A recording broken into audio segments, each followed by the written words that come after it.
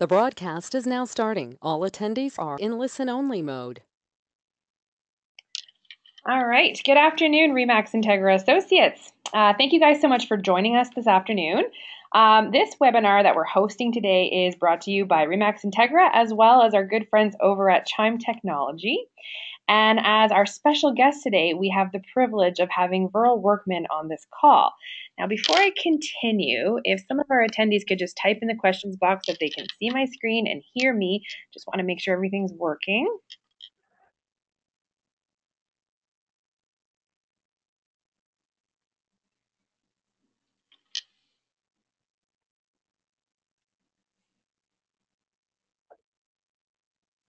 Perfect. Thanks, guys, for doing that. So, again, Verl Workman has been one of the most recognized and respected names in professional sales training for almost 30 years. And in that time, he's delivered hundreds of powerful seminars, keynote addresses, and other motivational messages to thousands of real estate agents and sales professionals worldwide. And most importantly, his expertise and thought leadership in all aspects of sales, marketing management, and technology have helped participants expand their potential and produce explosive results. So today, Verl is going to be talking to you about building your A-team. So in today's real estate industry, we're seeing less and less individual agents who want to do everything themselves, and more real estate professionals moving towards a team model. Now, we all know that with the complexities of real estate transaction, you can better serve and protect your clients by having an expert handling each facet of the transaction. So clients are going to benefit from your smoothly running dream team, and it'll free up your time to do what you do best. So if you're thinking about growing your business, today's session should really show you how to find the right talent and hire them, how to compensate, train, and retain your new hires, all that good stuff. So we should be in for a real treat today. With that, if you guys have questions throughout the session, please feel free to type them in the questions box, and I'll be monitoring that. And we'll leave some time at the end there so that hopefully Verl can answer any questions you guys have. So having said that, I'm going to just pass my screen over to Verl and let him take it away. Thanks, Amanda, and good afternoon, everybody. Hey, I'm excited to be here. I'm excited to be part of the webinar today, and I appreciate Remax Integra and also Chime for putting this on. It's not very often that you have partners that don't want to do a bunch of slides and tell you all about their products and services when they help sponsor an event like this. And so let me just tell you a little bit about Chime. Chime is a high-volume lead generation platform that kicks butt. There's a lot of programs out there that charge a lot of money and they don't show a lot of results. Chime is the opposite. They're a very affordable, high-volume lead generator that generates both buyers and sellers leads using both organic and paid search criteria. And our clients that use it are raving fans. So make sure that at some point after the webinar today, you go out and check out Chime. It's CHIME.me. And thanks to the leadership at Chime for putting this together. And thanks to Remax for having me.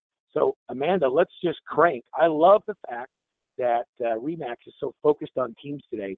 It's kind of interesting. There's companies all over the country that are making a big deal about doing teams, but I have Remax teams that have been running and successful real estate teams for 10 and 15 years. And the whole business concept behind the Remax brand is the most conducive to building highly successful teams. As a company at Workman Success Systems, we coach so many of the elite teams in the world. And it's fun to see so many of them coming from and within the Remax organization. As a matter of fact, I'll be in Las Vegas at the Team Summit in December and look forward to seeing some of you there. So why do people do teams? What's the deal with teams? And let's discuss that just a little bit. And I'm going to talk about how we think and how we operate in a team environment. An agent doing 1 to 10 transactions a year, I call a part-timer. That's somebody who has a few friends and family, they got their license, thought they'd come into real estate and do some deals. If you're only doing 1 to 10 transactions a year, and I don't care what market you're in, we found that you really don't have a full focus on being successful in real estate. What happens when you do that 10th transaction and you start moving to 10 to 20, you start realizing this is a business. You're working some open houses, you might be knocking some doors, you might be out there working a few for sale by owners, or you're working with builders, you've got some other things going on, and you're realizing this could be a real business. At 20 transactions, you're making some money, but you're also realizing you're starting to have to say no to a few things. You can't say yes to everything. And so what usually happens is you say no to, going to your kids' practices, but you go yes to the games. You start answering the phone when you're at a family dinner out on a date night, and you're not really present with the people that you're with because the client has a question or someone's doing a counter offer. At 20 transactions, it's starting to feel like a business, and you're starting to a little get concerned, and that's when you start incorporating technology. Now, fortunately, Remax has a lot of technology that you can incorporate into your business to help you be successful, and you start incorporating some of those tools. You might get a really good CRM, and you get you might get something for automating your social media posting. There's a lot of different tools and resources out there. So you add the things there. Now, the business starts to really change when you start doing 20 to 30 transactions.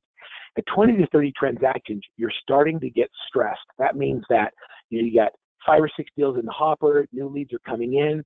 The problem with the new leads is that you don't really have time to follow up with them very well. So what you're doing is you take the low-hanging fruit, the easy ones, the ones that are ready to go right now, you'll work those. And the other ones, you have a really good intent and you plan to follow up with those later, but you don't really get around to it. And maybe you wanted to do geographic farming and you want to follow Buffini and do some pop buys and do some of the things that would make your business grow, but because you're so busy working in the business, you stop working on the business. At 20 to 30 transactions, you usually have bursts of transactions. You'll see 5 or 6 happen one month and then 1 the next month, and then 5 or 6 and then 1. And the reason you have those peaks and valleys is because during your busy times, you don't have time to do all the tasks that generate the business. Does this resonate with anybody? Is this making sense? 30 to 50 is our burnout rate. This is where our agents start saying, something's got to give. I'm either going to have to right-size my business, not take so many clients on. You might start talking to another agent about partnering up, or you start looking for an assistant or someone that can help you part-time. A lot of times we make the mistake of hiring a child or a family member to someone come in and help us with an area of the business, not because they're the right person for the job, but because they're available and we need someone. I call that an opportunity hire.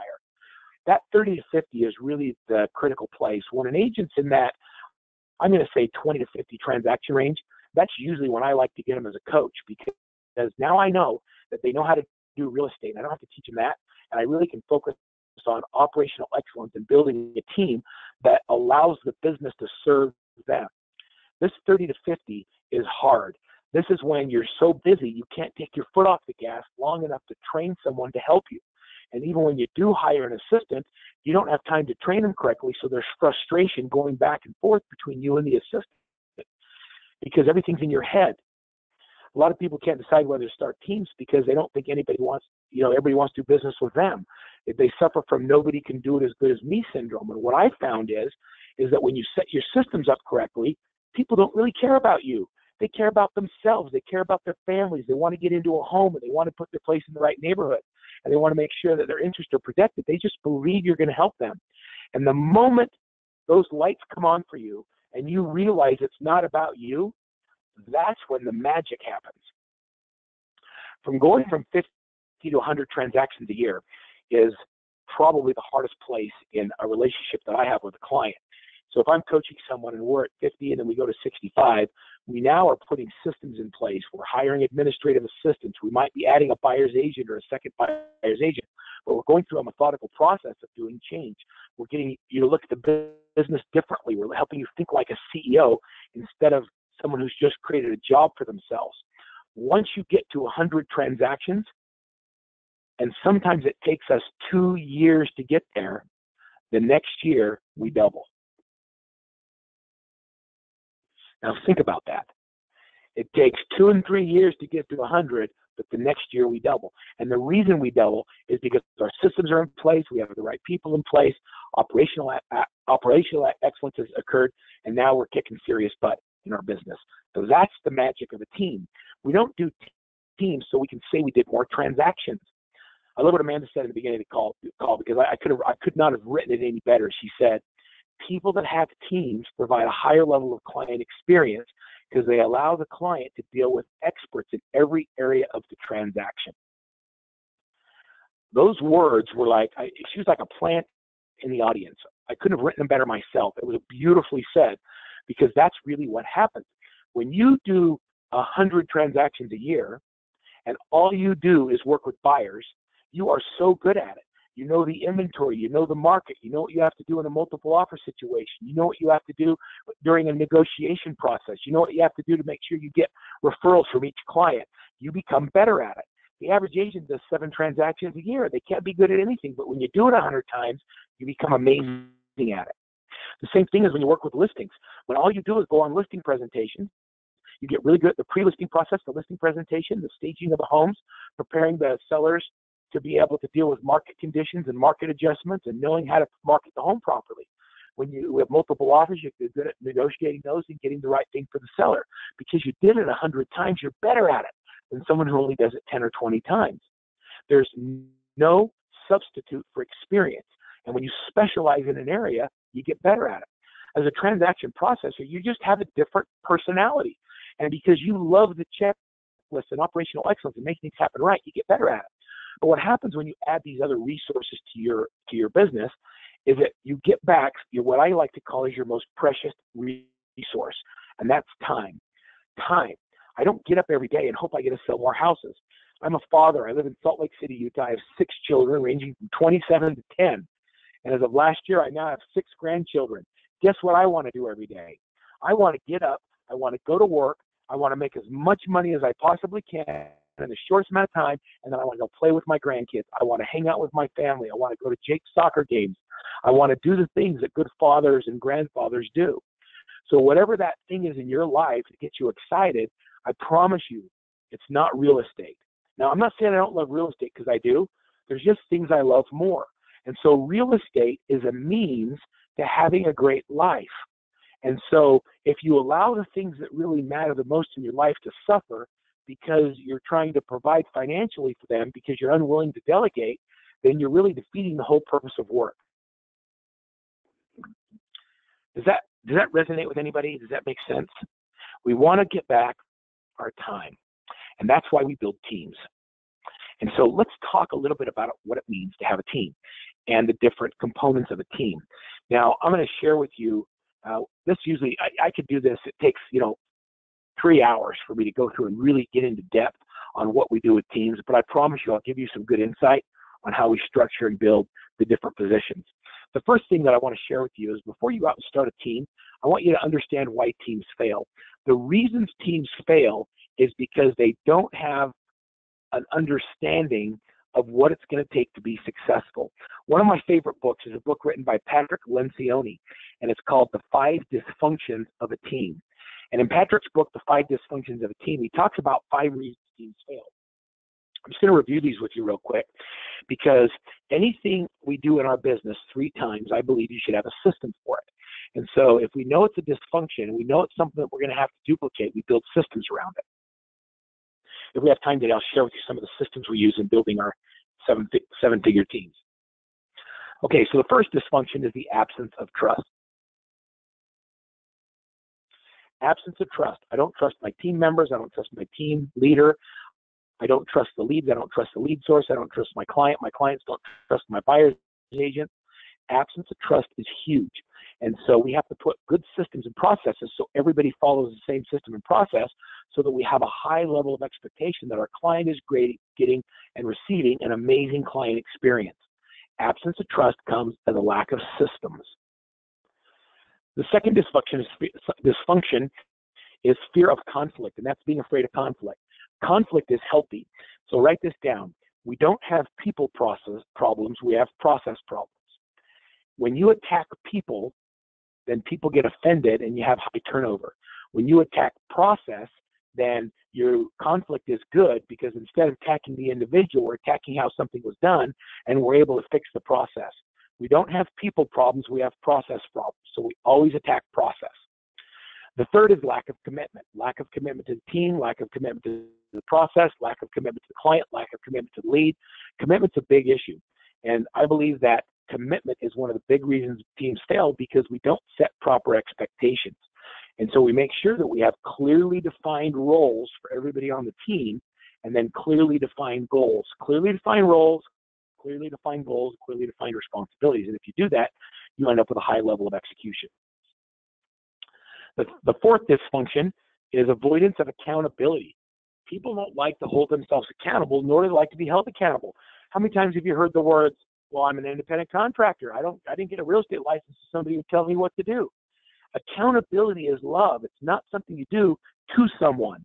It's something you do to yourself. Accountability is what the high achievers say they get to do. I do my daily success habits tracker. It's something I get to do. It's not something I have to do. Accountability and teaching accountability is teaching people how to be held accountable from within. They want to be held accountable. It's not a punishment for doing something wrong. So understanding accountability and being able to lead your team in a way that gets them to want to do the things that generate the results is where mastery comes in. And then, of course, the last one is inattention to results, and that is, what do we track? What are the things that we track, and why do we track them? So inattention to results is a big part of why teams fail, and we put systems, processes, and trackers in place to be able to handle all of those things. Okay, so we now have the 5 dysfunctions of a team. My computer stopped. There we go. And so let's talk for just a minute about that which gets measured gets done. What do we measure in our business? And there are so many things that we measure. If it's okay with you, I'm going to see if I can do this. If I put this phone on a speaker, can you all hear me okay still? Let me just type in the question board if you can hear me, because I need to use both my fingers while I type for a minute, because I'm going to go live and show you a couple of systems. I think we can hear you okay, Verl. You're good. Okay, thank you. Good, because I couldn't get back to my there we go. All right, so I'm gonna go live for just a minute. So Amanda, I'm gonna go off the rails for a minute. I hope you'll let me do this, but I'm gonna show your agent how we really manage and run some of the most successful teams in the world. And let me go and use one of my great Remax agents. I'll use a Nate Martinez. And so Nate Martinez is a Remax. He's actually a broker owner in Arizona that also runs a very successful team. So he runs brokerage and he runs a team. And so this is his real folder. So one of the things that I noticed when we started dealing with tracking is that agents don't really track what's happening in their business. And so we start by tracking something as simple as leads. So I'm going to go into the lead tracker. When I click on the lead tracker, every lead that comes in from any source, I want to know where it is. This is done in Google Drive. And so this is Nate's lead tracker, and it says every lead, the name of the lead, when it came in, when the first touch was, when the next scheduled touch was, did we win the business, did we lose the business, and did it get entered into our CRM? As a result of tracking leads throughout the year, I can click on my 2017 lead summary, and I'm able to see all of my lead sources and all of the conversion percentages of all of the leads. So we don't make any of our decisions anymore based on our gut. We measure every lead, and then we look at the return on investment. Our rule of thumb is 6x, meaning that if you get a 6 times return on any dollar you spend, then we can turn up the lead source. If you don't get a 6x, then we don't. So we measure everything. What do you think of having a lead tracker like that and being able to just do it? This is all in Google Drive, so there's nothing proprietary about this. We just created it in Google Drive. The next thing that we do, here, let me go back to my slide deck for a second. I'll get in trouble if I stay way off. The next thing we do is so I'm going to start by saying we track everything, we measure everything, and that was an example of the lead tracker. The next thing we do is we use testing and we use process in order to hire. For example, if you're going to hire a buyer's agent, what does their DISC profile look like? If you're going to hire a listing partner, what does that look like? If you're going to hire a showing assistant, what does that look like? So we use DISC, and all of our agents, and you have free access to DISC. If you go to workmansuccess.com and go to my website and just click on free, any of you can go in and take a DISC profile, and you can take a DISC test, and you can see what your DISC is. The DISC is really interesting. These are 2 clients, and both are 7-figure income producers. Christy Buck is in Texas. Luke Bowman is in Michigan. They're both high-producing team leaders. Christy is a high DI. She's a driver and an interactor. Luke Bowman is a high analytical and a high supporter, a high SC. Knowing your personality type doesn't determine whether or not you have the ability for success. Knowing your personality type helps you understand who you are, and then helps you hire people to your weaknesses and your strengths. I have another slide here that shows you an example. This one right here. Here's a great example. So Christy's DISC is here on the right. This is a team leader. When we were out there, we wanted to hire an assistant. We hired Samantha. Samantha is a high SC. So her attention to detail is really high where Christy's is not. She doesn't want to be a team leader because her D is lower and her I is lower, so she doesn't want to be out in front. This is a perfect example of a great administrative assistant. I want you to keep in mind that Samantha makes a great assistant, not because she's the opposite of Christy, but because she's got the right profile for someone to be successful in that position. Does that make sense? So why and when do you hire your first assistant? You know, when you feel like this, when you feel like you're a mom, a dad, a husband, a wife, a buyer's agent, a listing partner, a runner, an assistant, and you've got all these things going on in your life, and you're trying to juggle them all, but you only have two hands, you're only one you, and something's got to give. You start looking for help. And what I think is, I believe, and I mean this from the bottom of my soul, that I believe the day you start in real estate is the day you should hire your first assistant. I don't think a real estate agent that's serious about the business should ever spend any of their day doing $15 an hour tasks. You should immediately find someone to do those tasks. Even if you pay them on a transaction basis per file, outsource transaction processing. You should never do that. The only reason to do it when you're new in real estate is so you can learn the business. Other than that, I want it outsourced. So when should you hire someone? Immediately. The problem is we can't let it go. We can't let go of those tasks. We think we have to do them ourselves. What is the thing that you hold on to so tight that you're not willing to let go of? Is it managing your files? Is it putting signs out? Is it creating your own flyers? Is it doing your own posts? Is it uploading your stuff? Is it doing open houses? Whatever those tasks are, I want you to believe that there's somebody else that can do it as good as you, and usually better. I want you to do what gives you the highest return on your time investment, and it's usually not administrative work. So you need to outsource it. Once you do that, you need to train them. And so let me show you what we do for training. So real simple, what we do is we've launched what we call the Workman Success Learning Center. And this training center is available to anybody. Anybody can get it. It's not even a big profit center for them. We do it just so we can train our teams. So when you hire an administrative assistant, they click on the AMP program. When they click on the AMP program, this is every tool and every resource to create operational excellence in your business. And it's all built in a simple CRM, but you could be using Chime as your CRM to run your business. Go into AMP, and it shows you how to set everything up. And so in creating operational excellence, for example, if we go into creating operational excellence, it goes in and it shows you how to set up an operations manual. It gives you the outline of the operations manual and everything you need to do it. When we get down to, let's go down to something really simple like transaction management. This is simple, but it can also be very complicated. When I get down to transaction management and you need to automate your transaction, when you go down to the automation of the transaction, the hardest part of automating the transaction is creating workflows. And so what we've done is we take agents that do 300 and 400 transactions a year, and we took all of their workflows and we put them into action plans. And so we make this available to everybody that wants to do a team that's going through AMP. So what's your pre-listing workflow? Here's all of the activities that you do in your workflow. You then put that into your CRM, and then every time you do a pre-list, you launch it and it goes. When you get a new listing, here's the new listing workflow, all the activities you need done from that. When you're going to do an open house, this is what we do with an open house. When you have a listing go under contract, boom, here's the listing under contract workflow. And so we hire the administrative assistant, then we put the administrative assistant into a program called Admin Mastery, and we train them. And it takes about a year to go through all of the modules in AMP and set up operational excellence in your business. If you're an individual agent that just wants operational excellence, you can go in and do it as well. If you're a buyer's agent, we put buyer's agents through a program called Buyer Agent Mastery. They do 2 videos a week. It lasts for 2 months, and we train the buyer's agents how to be excellent. One of the resources that I think is phenomenal, and I'll give this to everybody so you can have it, is a copy of our Daily Success Habits Tracker.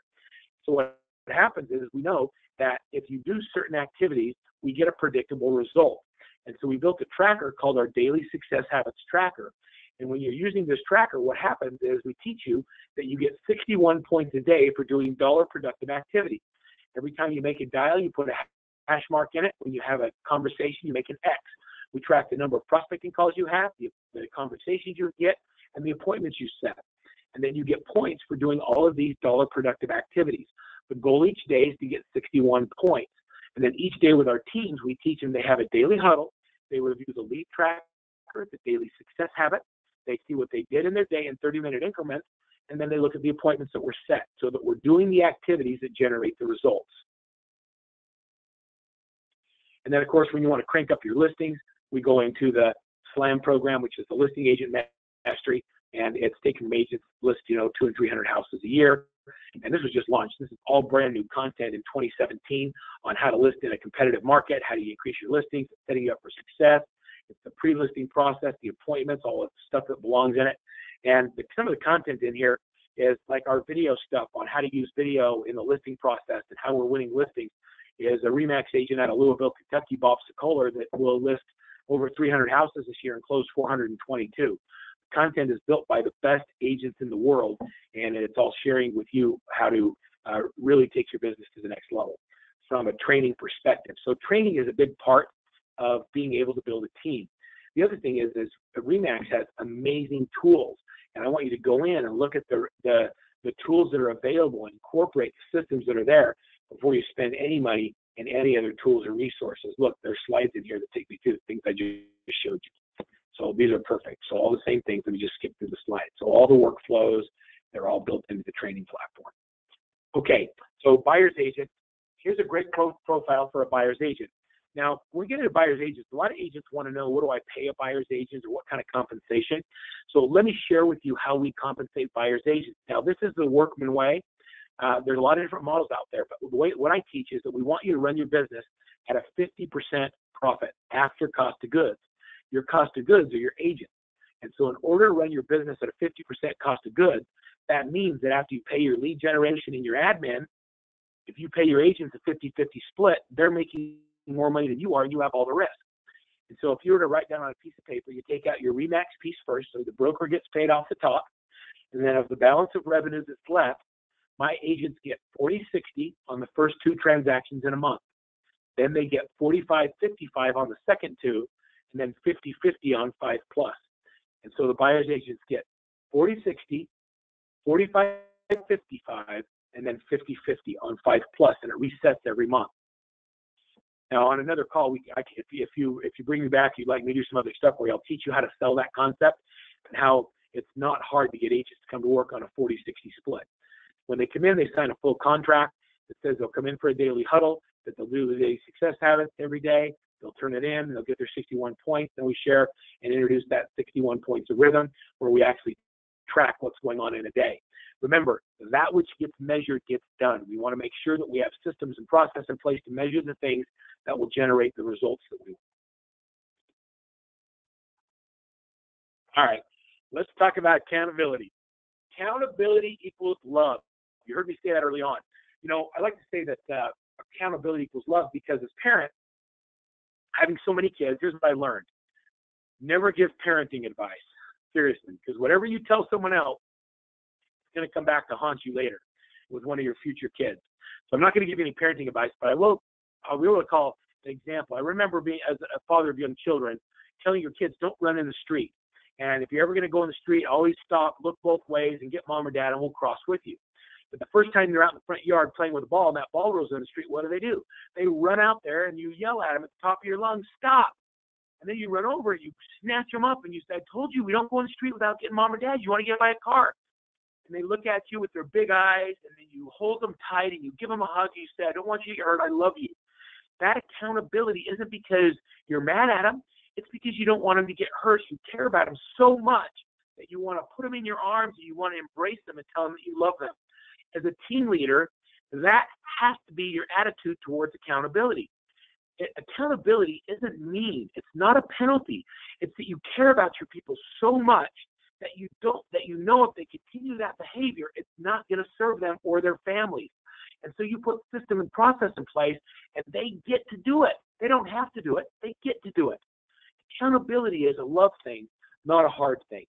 And so we put together an agenda of what we cover in a daily huddle. We look at their daily activity tracker. We look at their 61 points of rhythm. We look at make sure they prospected for at least an hour a day. We want to make sure that they're doing a minimum of 25 dials for outbound new business. How many contacts did you make? How many appointments were scheduled? Did you role play? The other thing is I love doing role play. Every single day as a team, we role play scripts and dialogues. We practice what we're going to say. You'll hear us every Thursday on a live role play call. We say, we practice the LP Mama script. It stands for location, price, motivation, working with an agent, qualify for a mortgage, and set the appointment. We've learned that if you practice it over and over, it creates mastery. And then when a client calls, you can listen to understand instead of listen to respond. And that's what makes a difference. Once you hired a buyer's agent, now let me give you some numbers. Now this is not part of my slides, but I'm just going to tell you how we think. The way that we generate and build a team is very statistical. I want you to just trust that we have data on everything. So for every 25 leads we generate, we add a buyer's agent. And so if you're using something like a Chime that's generating a lot of leads, for every 25 leads a month they're generating through their platform, I'm going to add another buyer's agent. Because if I have 25 this month, I have 50 next month, 75 the next month, and 100 the next. So after 3 months, I've got 400 leads. I've got 100 leads I'm following up with, and no one does a good job following up with 100 leads. So for every 25 leads you generate, I want you to add a buyer's agent. That's the number. It's not a magical number. It's just a track statistic. We know that for every 25 leads, we add a buyer's agent. Let me give you another piece of data. Every listing that you get, when marketed correctly, will generate 6 to 8 leads a month. So if you want to build a sustainable business that has real value, you want to list. You want to focus on listings. Most of our team leaders have a laser-like focus on building a listing business. We list like maniacs. We get up in the morning and we eat, drink, and sleep listings. We can't function unless we're doing something that's going to generate a listing. I want you to be a freak about listings. Does anybody wonder how I feel about listings? I want you to list, because with every listing you get, you should close 1.5 buy-side closings. Okay, so here's the numbers again. One listing is 6 to 8 leads. If you have 10 listings, that means you have 60 to 80 leads just off of your listings a month. That means I need 3 buyer's agents just working the sign calls, the open houses, and the leads coming as a result of my listings. So the goal is to get you to 10 listings and maintain that first. And then we'll get 3 buyer's agents that will work all the buy-side transactions of that. And you love it because you're on 40-60 split.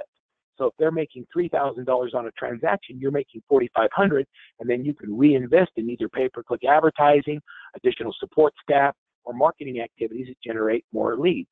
And so it gives you the ability as a team leader to be successful and have revenue and be profitable in your business. Once you've got a buyer's team going really well and you're doing great with listings, the listings become more and more of a focus. That's when we start looking for a listing partner.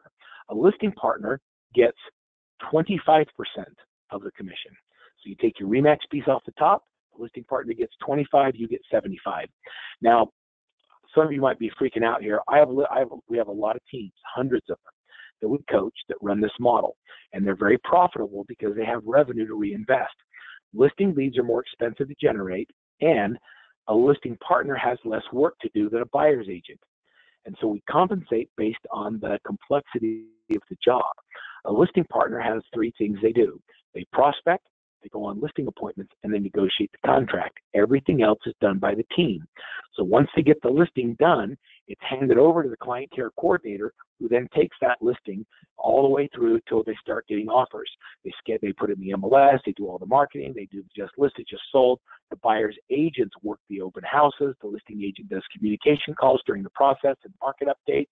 But then when offers come in, the listing agent negotiates and get it under contract, and then they turn it over to the closing coordinator, which in a lot of teams is the same person. And so they give it over to the administrative assistant or the client care coordinator. So the listing partner, a good listing partner, should be able to list between 80 and 150 listings a year. Okay, the next position we find on teams, as I'm helping you understand the team, is the inside sales. The inside sales is used differently by different people. Inside sales happens, and it happens a lot when you have a company like a Chime that is just kicking butt on lead generation. So, you know, one of the things, what Chime does is they go in and they have this platform that's a landing page where clients land to either buy or sell a house. They want information, and they create an amazing client experience that then encourages the client to do an information exchange. And by doing that information exchange, it creates a back office. What happens when you're doing high volume lead generation is your buyer's agents get so busy that they don't do a very good job following up with chime lead. And so agents will hire an inside sales associate or an ISA. An inside sales associate is usually an hourly wage person, or it's a newer agent that they're just training on how to be a good buyer's agent. And they put them on the phones, and their job is to incubate and nurture those leads until they can get an appointment. And then they set the appointment for the buyer's agent. The buyer's agent goes out with them. The inside sales position is usually the job of the buyer's agent. And so if the team needs to hire inside salespeople, it comes out of the portion of the buyer's agent's commission. So inside sales is generally paid for by the buyer's agent. And usually it's a flat fee, maybe $200 an appointment or for a transaction, or they co-opt the cost of that position. But it just does incubation, so the buyer's agent is spending out more time showing houses and less time on the phones following up with leads. Now, I'm giving you a lot of information really fast, and so I hope I'm not going too fast. And so this is a real simple team. This is a good chart of a simple team. You have a team leader who is also the listing partner, and you hire a client care coordinator. That's your first hire. That right there is a lot of teams. It's two people, a team leader and a client care coordinator, and that team leader works with both buyers and sellers.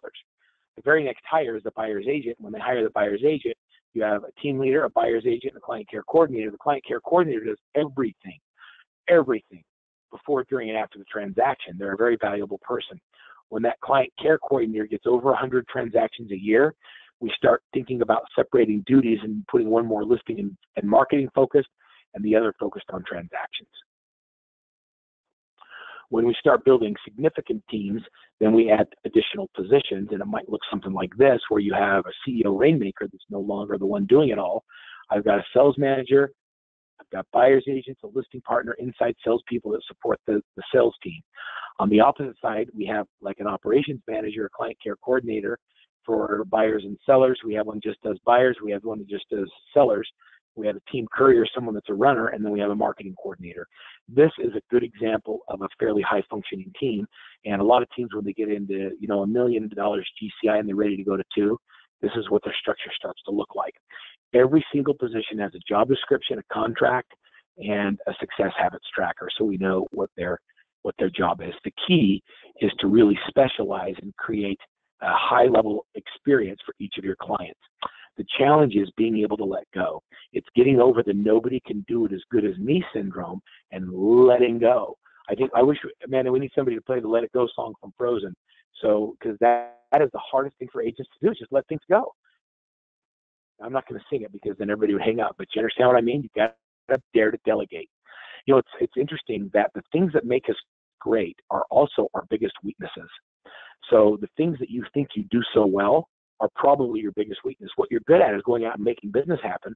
What you're not that great at is the details in the paperwork. When you hire someone that's really good at that, they love it. And not only do they love it, but they do it better than you. And then your client comes away having a much higher level, much better experience. When we do our daily huddles, one of the things that I think is really cool is when you come into an office every day and you see a team sitting together and they're doing a daily huddle. That daily huddle is fun, it's energetic, and it creates what I like to call as a culture of productivity. Creating a culture of productivity is one of the key things in our real estate teams. Creating that culture of productivity. It's coming in, it's doing a daily huddle, it's role playing for 30 minutes, and then it's getting on the phones and prospecting for an hour. And if you'll do that, you're going to walk away feeling like you've built something real special. So let's talk about some tips for getting adoption. One is that we hire and we fire to our core values. Core values are at the center of everything we do as a team. I love that RE/MAX teaches mission, vision, and values because we're aligned in what we teach, and that is you have to have core values. Every morning our teams recite their core values and they focus on the things that make them different from everybody else. We establish the importance of them. We have a different team member talk about a core value each month.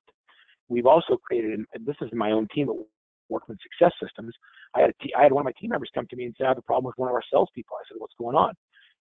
He said, well, they called me yesterday and said they were going to go home because their daughter needed to go to the doctor, and I saw them on a golf course. And they were 17 holes in, which means they left the office and went to play golf. And one of our core values is integrity. And if somebody lies and goes and plays golf, I don't think they should be part of our team. And so I took a low-level assistant who had a problem with a core value, and I honored them by releasing that high-producing salesperson. Core values matter.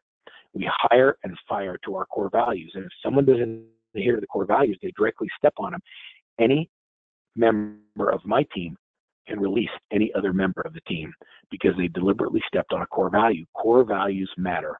And when you understand the level that we're talking about, what happens is when you do that, it changes the dynamic of your team, and you start getting people that are blown away by how cool it is to work here because they know they're going to work in an environment where integrity matters, where we create amazing client experiences, where we live freely, where we persist until we succeed. And those are just a few of our core values. And so we do a good job doing our core values. So what are reasons teams fail? They don't have training. They allow the agents to set the tone, meaning the team leader runs afraid of their agents, afraid the agent's going to quit, so they don't demand excellence, and they don't set their core values. And so make sure as you're developing and building your team that you eliminate all of those excuses for failure one by one. There's so many things that we can talk about when we talk about building teams, but there's a certain energy that happens when you do it right. When everybody comes in and you create this culture of productivity, it's fun to work there. We've completely redesigned our offices so that we attract people that love to work with on and around teams. We have stand-up desks and exercise balls people can sit on. We now have a massage therapist that comes in every Friday and gives people massages. We order lunches. There's collaborative spaces because millennials today are used to Instagram and Facebook and Snapchat and creating groups and keeping their streaks alive. And they're coming into the workforce and people are sitting in their individual private offices. And if you want to be successful with today's millennial, you have to start creating environments and thinking in a culture that's conducive to those kind of workspaces. And I'll tell you, when you create that, you find that people are willing to stay. I hired my son. I make my kids work for somebody else for 2 years before I'll hire them. And I hired my son Nate to come work for me. And he had worked at eBay as a high volume support person for high volume sellers. And when you ask Nate to describe the environment at eBay, he'll say, "Oh, it was amazing. I mean, they had lounges and they had pop machines, they had segways and basketball courts and ping pong tables." He said it was more fun to be at work than it was to be at home. And so they paid us a really low wage because we enjoyed being at work more than we enjoyed being at home. And as long as we performed, everybody did a great job. And so he stayed there for 2 years and learned the trade and the practice of the technology. But as soon as he got a better opportunity, he left it. And now he runs my sales team and has been very successful. But that millennial mentality is what we're trying to attract. I want to attract the next generation, not the old generation. So let me open up the call to any questions. I know there's a lot of questions that people have about teams and what to do on teams. Let's open it up. And I want to I just want to be transparent. Just say, if anything you want to know about teams, throw it out, and I'll show you in real time what it looks like or how we deal with that. How we deal with that scenario. So if you have a question about a team or starting a team or what else you'd like to know, now's the time to type that in. And Amanda, let's see what we can do with teams. Amanda, as you've helped your agents deal with teams, what are some of the challenges that you've seen in agents setting up teams and that you'd like to hear a best practice on? I mean, I know that I've heard a lot of feedback about hiring in particular. So, where do you go to hire people? Do you post an ad online, and what's the interview process like? Like, what questions are you asking? I know you talked a lot about the DISC profile, which I think is fantastic, but maybe you could speak a little bit more about that and how, I guess, how critical or vigilant should people be about who they're hiring?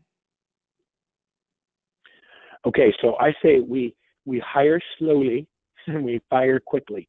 So let me just type in the hiring process. I'll show you what that looks like. So we have modules for everything in your business. We have the hiring process for buyer's agents, listing partners, client care coordinators for every role. And so we have the exact process. So let me just take you through what I do when I'm hiring an admin. So I'm just showing you an example on my screen right here. So when I hire an admin, we use Indeed.com. So Indeed.com, we'll put resumes out. We'll put a request for resumes on Indeed.com. With an administrative assistant, we set up a phone number we want them to call. So the first thing they have to do is they have to send a PDF copy of their resume to our email address. If the person on the other side applying for an assistant job doesn't know how to convert their resume to a PDF, or they don't follow instructions, I don't even open their email. If they don't do it, it's not a PDF, I delete it. I don't even look at it. Because if they can't follow instructions, they're not going to be a good assistant. The second thing I have them do is I have them leave a voicemail as to why they'd be a good candidate for this position. Because I want to hear what they sound like on the phone. I want to see if they have, if they're my director of first impressions. I want to make sure that they sound great on the phone. And if they don't sound good on the phone, they don't get an interview.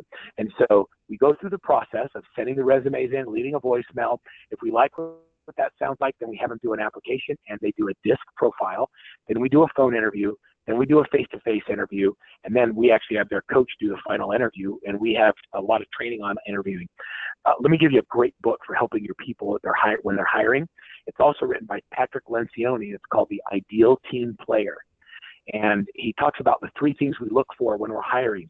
They're hungry, humble, and smart.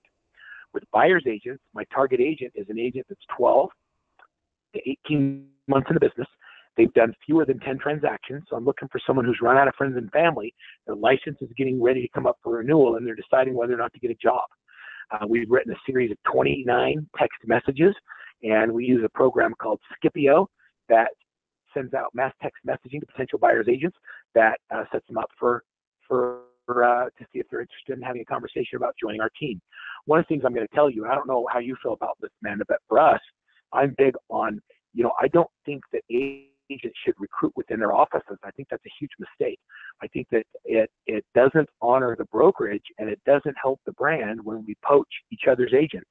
And so I always look outside for new talent and I bring them in. And I work with my broker owner to say, look, I need 2 buyer's agents. So if you find someone that doesn't fit the RE/MAX concept or doesn't work in our program, would you mind setting them up with an interview for a team member? And then when I interview people and they don't fit the team, that they would be a great RE/MAX agent, then I'm going to refer them to my broker owner.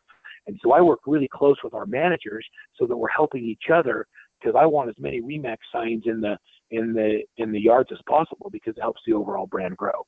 And so there's a process for everything in every position, and we follow that process very carefully. I think that's a fantastic idea, actually, because like you said, it works both ways, right? So, no, that's really, really great. So, another thing, I know you mentioned the commission splits that you would recommend for listing agents being 25%. So what would you say the structure is usually for a buyer's agent? So buyer's agents, we do 40-60 on the first 2 transactions in a month, 45-55 on the second 2 transactions, and then 50-50 on 5+. And that renews every month, you're saying? Yep, it resets every month. The minimum level of acceptable performance for one of our teams is 2 transactions a month. If you're not doing 2 deals a month, you're not going to stay on the team very long. All you do is prospect, show houses, negotiate contracts. There's no reason you can't do 2. And our goal is to get you somewhere between 4 and 6 transactions a month.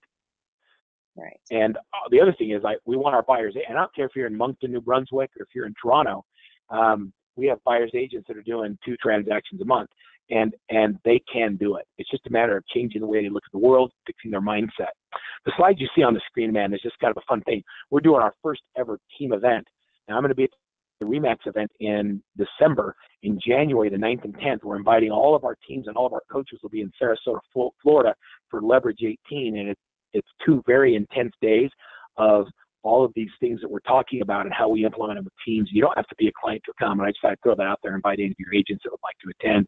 They can go to WSSleverage18.com and know more about it. So some more questions. Bring them on. Okay, let me just take a look here. So how many transactions per year would you recommend someone be doing when they sort of start to really expand? I know you said that they should be hiring an assistant right off the bat, which I completely agree with. But how do you know you're at the point where you're like, okay, I need to hire my first buyer's agent, as an example? 25 leads. If you have 25 leads coming in a month, you should stop working with buyers and only focus on sellers and hire a buyer agent. So, look, I don't there's nobody that can tell you what you should do in your business. Everybody has to do what's best for them. So let me start by saying that, you have to do what's best for you and your family. But after, I wish that 20 years ago when I started in real estate, somebody would have put their arm around me and said, Verl, look, don't worry about anything except listing houses. If you just list, you'll be successful. I would have never worked with buyers. I would have just focused on working with listings, and then I would have got a buyer's agent immediately and let them work on buyers. And together we would build a business. I would have just focused on listings. If you list, all the other agents are out there trying to sell your inventory. But when you have a buyer, you're competing with all the buyers to just get one house. When I list a home, I know it's going to get sold. When I have a buyer, I don't know they're going to be able to find the home, especially when we have tight inventory like now. And so listing is where the money is. For every listing you get, it's 1.5 buy-side closings. Remember me saying that? That's a real number from real data. And so if I can list, I'm going to do 2.5 transactions. When you work with a buyer, you only do 1. When I go on listings, it takes me 2 hours. When I work with buyers, it takes 20. So where do you want to spend your time? So for me, it's understanding the value of the return on my time investment. And I want to get the highest return on the time that I have. Right. So another question that I saw here was, I know that oftentimes one of the challenges that I've heard from team leaders is a high turnover rate with their both buyer agents and listing agents, I would say. So how would you recommend a team leader, builds a team that actually sticks with them for the longer term versus having to hire new agents every year or two? Or is that what you recommend? Yeah, great question. Well, first of all, you're going to have turnover. And so you know that there's going to be turnover. What you want to do is reduce the amount of turnover you have. And the way to reduce the amount of turnover is simply to create a culture that people want to be part of. The reason people have turnover is because they don't train them. I'll tell you what, teams have a bad name in a lot of markets. There's some companies out there that they hire people to be team leaders that don't have any experience in real estate. And then they go out and they hire a bunch of people to be team members and they don't do any training. They don't teach them how to do it right. They don't create a culture of productivity. All they are is a body shop. They're just getting a bunch of bodies to come in. And I'll tell you what, I love competing against those people because when you build the right kind of team, I actually love hiring buyer's agents that were on a team somewhere else with another brand because I know they had a bad experience and they failed somewhere else. And when they come into my team and we put them through buyer agent mastery and we do daily huddles and we role play scripts and dialogues and we prospect every day, they have success and they do deals. And when they have success, they do deals, they don't want to leave. So it's all about the culture and the systems and the training that you use to keep them together. Right. I couldn't agree with you. Yeah, you just don't fake it. I hate it when people fake it. People do. You know why most people start teams? Because they're trying to figure out a way to screw their broker over. And so 2 agents get together and they say, let's form a team so our combined income puts us on a better split. And that's the reason they form a team. And that is the wrong reason. The reason to form a team is because you want your people to be successful. I want my buyer's agents making $100,000 a year. I want my buyer's agents to be homeowners. And my success is directly related to me helping my people be successful. That's the right culture. That's how you reduce turnover. If you focus on business development and people development, you're going to have an amazing team experience. Right. And like you said, you tell I'm passionate about this topic.